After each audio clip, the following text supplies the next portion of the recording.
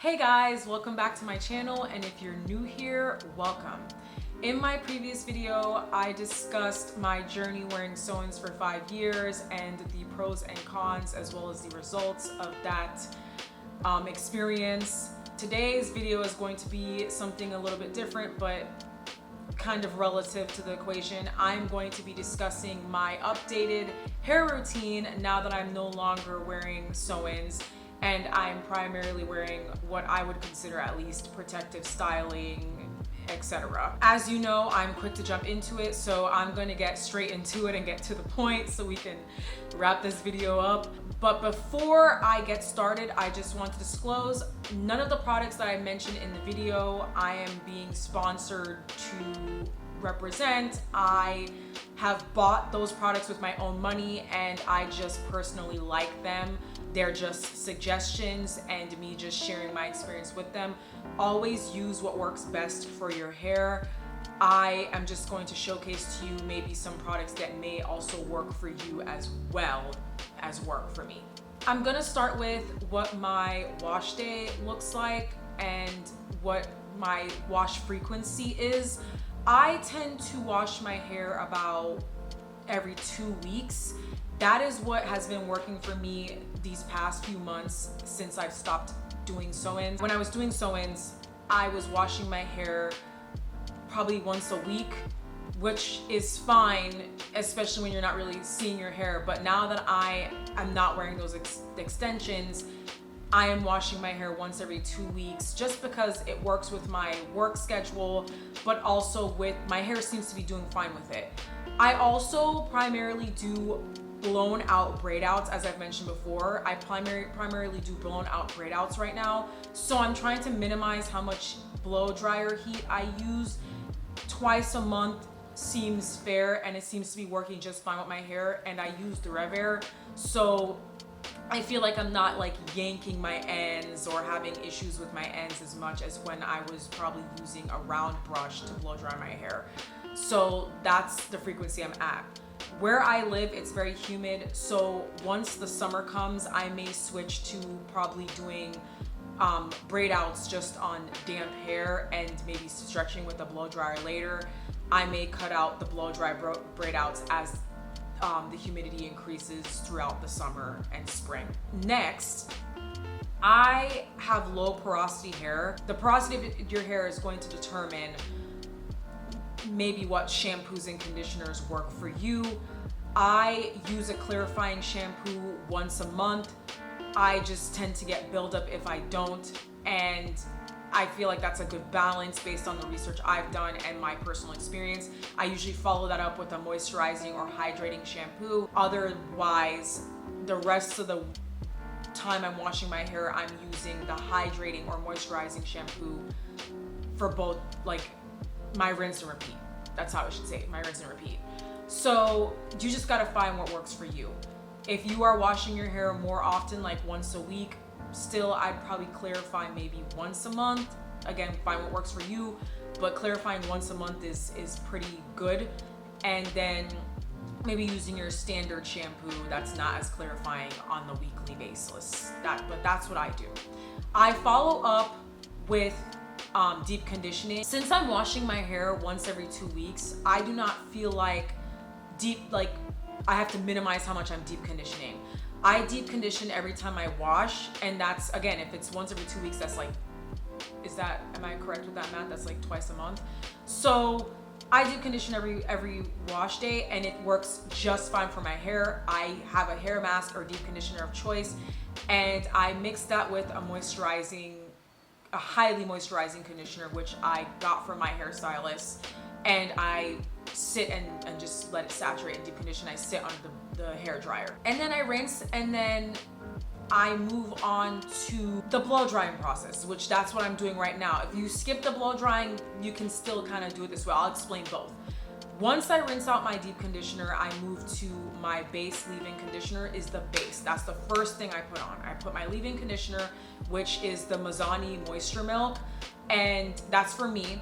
I tend to like it because my hair loves it, and I believe it does have some heat protectant properties in it, just very lightly.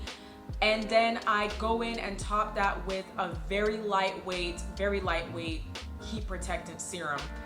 For me, the Design Essentials agave line one, the agave and lavender I think it is what I use. Because I'm using a blow dryer, so I want some kind of protection, and those two products are pretty light.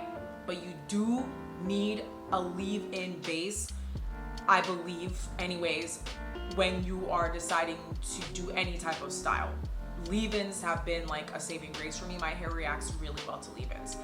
After I am done blow drying, I go straight into my braid out preparation. And I will get to my braid out preparation in a second. Before I move to that segment, I want to discuss the treatments that I may be using for my wash days in between. As far as my treatments go, I tend to do protein treatments. I know, I have low porosity hair. Supposedly, the enemy is protein treatments for us, but it's not. And I feel like I definitely needed protein treatments after entering my era of recovery from sew-ins. Protein treatments help me a lot. So I typically have gotten on a program where I'm doing protein treatments every 6 weeks. I felt like I was getting close to protein overload the last few times I've done it. So I decided to start moving it now to once every, I might start doing once every 3 months. I think that's gonna work out just fine. I'm still feeling like my hair is reacting really well to it. Especially since I'm using blow dryer heat, I feel like it is quite normal to decide that you're gonna do some kind of protein treatment.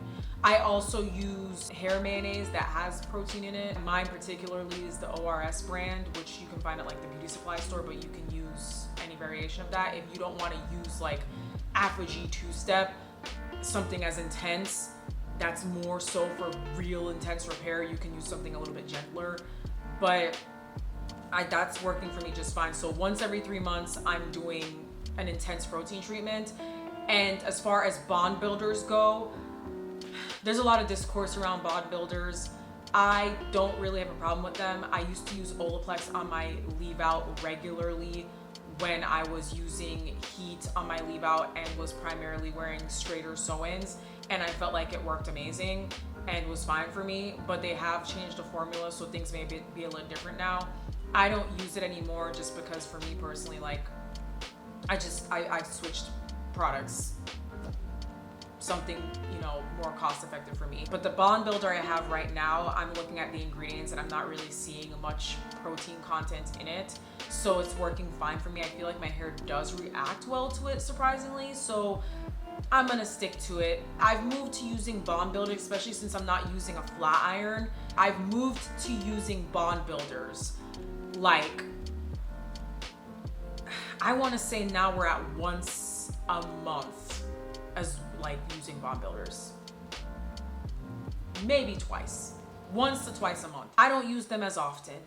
I try to keep my regimen as simple as possible. Okay, so I'm going to get into my primary routine as far as styling goes, the products I use, etc. It is a very, very simple process, but it has worked very well for me as far as what I can see with length retention and keeping my ends moisturized and from splitting. My primary, what I consider a protective style in a way, has been, like I discussed before, braid outs and blow dry braid outs and twist outs. That is what you'll probably see me in majority of the time. I'm just going to give you a little idea of how this goes. So after I blow dry, which I discussed blow drying previously, I'm on freshly blow dry, pretty clean hair. I am going to go in with a butter of choice, mousse, and grease. Now, depending on your porosity, you may need to use more or less of these products. Like I said, I believe I have low, maybe medium porosity hair. but I think it's low porosity based on the tests I've done on my own hair and the fact that my hair takes a very long time to dry, but also does not get wet easily. First, I'm gonna start with a butter. My butter of choice is the Camille Rose Almond Jai butter. I'm trying to get this to focus. That's my butter of choice. You can use whatever butter you particularly like, but that's my twisting and braiding butter of choice because of the ingredients. When I was doing my own research, I believe that was the best butter for like low porosity hair. It's like a little bit of a lighter ingredient mix, plus like the oils and stuff in there are all oils that you would primarily see recommended for low porosity hair. I like that butter. It works fine on my hair. Will say that butter does keep your hair moisturized and moist longer. So if you're trying to have a quick turnaround with your braid out, you may want to skip the butter. I use the butter because I want moisture that lasts me at least a week. I'm keeping my hair in this braid out for a week. I want my hair to be moisturized. I also let my braids sit for a few days, usually 2 or 3 days at most, before I take them out. But usually it's 2 days for me before I take them out. And then I wear it for like 5 days and then I reset. I'm resetting my braid out every week for the most part. The next thing I move to is I top my butter with a mousse. My mousse of choice tends to be this magical creature right here, the Dew Mousse Def. You can use whatever mousse you like in particular. I like this mousse. It's what works for me. Again, if you have like lower porosity hair, I feel like that's something that has worked for me. I feel like girls or people with high porosity hair have liked that mousse as well. So it really is a decent mousse. Like I said, I'm not sponsored or paid to show you these products. I'm just showing you what particularly works for me and what I like. After I move from the mousse, I move on. This is very important. I know you're gonna probably laugh at me, but this is very important. I think that grease is having a comeback. This bad boy right here is having a comeback. Rightfully so, because it really is magical. I top that off with grease. You can be light with the grease, you can be heavy with the grease. I am somewhere in the middle. Like I said, I live somewhere humid, so I need the grease is a sealant. It seals in the moisture I've just applied, but it's also, I've noticed that grease in particular at least, blocks out a lot of the humidity in my environment, so that when I set my braid out is not being ruined by the moisture in the air, the humidity, etc. This is what has been working for me really well the past few months. I am addicted. I love it, and I can't be without it. It is also relatively cheap. You can use whatever grease you need or want to use. You do not have to use that brand. But I think topping the hair with the grease is very helpful. And again, this is coming from someone who has what I consider low porosity hair. I do not have high porosity hair in the slightest. I believe I have low porosity hair. That has kept my hair pretty moisturized, but also I'm noticing that I get to trim less. I don't have to trim as much. My ends aren't splitting as much. They're not breaking as much. Fairy knots are minimized. I would say my fairy knots increase if I'm using too much heat and there's too much dryness. For example, I would use my Rev Air and then I tried it for a little bit and stopped doing it, but I would use my Rev Air and then go in with my regular blow dryer to like get my roots super straight. And there's no reason to do this right because I'm doing braid outs, but I would still do this. That is when I started seeing fairy knots start popping up. I'm starting to see splits start popping up again. Other than that, when I was just doing my Rev Air and doing my braid out, my fairy knots were very, very, very like, I really wasn't seeing them at all. Splits, hardly seeing the split ends. And I want to say it's been a few months now since my last trim.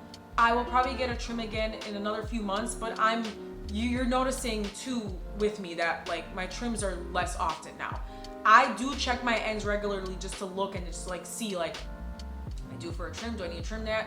And I'm not really seeing where I'm needing a trim. So I will always preach the gospel about grease. I think that more of us need to use grease, especially when we're doing these protective styles or these styles that we're, you know, using to help retain length. That's about it. Those 3 products: butter, mousse, grease. You can just do butter and grease. You can just do mousse and grease. I just like to use the butter as a base for moisture, and I feel like it has worked for me really well. It also, along with the mousse, has helped mold and shape my braid outs really well. I'm gonna get into now how often my trims are. That's very important. Since we're talking about ends, I'm gonna get into trims. I have recently been doing trims about once every 3 months, only because I stopped wearing sew-ins in September of last year. Since that time, because I went to my hairstylist to get my hair trimmed at that time. Since that time, every 3 months has seemed about right to trim my hair. That's usually when my ends start looking really bad or like they need to go. Now that I'm needing trims less often, I may be able to push it to every 5 to 6 months. You're gonna know best based on how your hair looks, but this is why you have to wear your hair a little bit out so you can kind of get an idea of how often your hair needs it. You're gonna see the ends and know like, hey, these ends look pretty terrible. Probably time to trim them. So right now I'm on a 3 to 5 month trimming schedule. It's starting to kind of stretch out a bit. I want to say my final note of my routine and regimen is vitamins and yearly blood tests. My vitamins, I take a lot of vitamins, but I'm also deficient in a lot of stuff. I make sure I get blood tests done yearly. So I'm going to the doctor and making sure I check to see if everything is okay on a yearly basis and to discuss any deficiencies or any changes. I had found out that I was deficient in vitamin D, like I want to say 2 years ago is when my doctor first told me I was deficient in vitamin D. And I think I've always had an idea I was deficient in iron. So I've been taking iron like forever, but I did not know I was deficient in vitamin D. And I live in a very sunny, hot state. So I didn't think like it was possible for me to be deficient in vitamin D, but good to know. Since I started taking my vitamin D, I have seen my hair density and otherwise improve significantly. So I would say it's very important to, if you can, get some kind of blood test or speak to a doctor about what you may be deficient in and make sure that you're properly taking the supplements that you need. No amount of anything I was doing was getting me enough vitamin D, it appears, or iron maybe. And I run outside in the sun and still was somehow vitamin D deficient. Am I in the sun every day? No. So maybe that's why. But if you find out you're deficient in something, it really helps, because then you can decide, is that affecting my hair negatively? What can I do to change that, etc. If you're not aware of what you're deficient in, or you're not aware of your blood levels or anything like that, your hair could be thinning and falling out and you're just thinking, oh, that's just how my hair is, when it's a deeper issue. I would say that is very important to do. That's it. I would say my regimen at this very moment, my routine is pretty simple. You are going to have to figure out what you need personally and what you want to do. Because not everybody's going to want to style their hair in a braid out. Not everybody's going to want to style their hair in a twist out. Some people are going to want to be straight hair naturals or wear their hair primarily pressed out. You got to find what works for you. Like I said, I live somewhere more humid, so being a straight hair natural is not best for me, especially since I do kind of work outside a little bit here and there. So it just didn't, long term, it wasn't the best move. But also as far as length retention, keeping my hair in braid outs and being able to wear my hair in the braids for the braid out for a few days has helped a lot with length retention and growing my hair. I would say to also have realistic expectations of your hair as far as growth goes, and it's good to have people that you look up to as far as your hair growth journey goes, that you aspire to be like or have a similar hair look to, and they may have similar hair type to you, and etc. I have plenty of creators I follow that have a similar hair type to me, that I aspire to have their hair length. I am still pretty realistic with my hair as far as how fast my personal hair grows and how long it's gonna take for my hair to look the length of people that inspire me, right? Someone may be have been growing their hair for like 9 years, 11 years, 6, 7 years, and their hair reflects that. You are on a whole new journey. You may be recovering from damage like me, bleach damage, relaxer damage, sew-in damage, breakage, deficiencies, whatever. You may be starting fresh. Someone who has been growing their hair for 9 years is gonna have a very, very different result and outcome than you who's starting over at about, you know, maybe you're at the 3 or 5 year mark, but you've had 3 or 5 years of damage. It's gonna look different for you, but it will come. The time is gonna pass anyways. Take care of your hair if you can. Just be realistic with your hair goals. Your hair is not going to grow from shoulder length to waist length in a year, unless you have some very magical genes.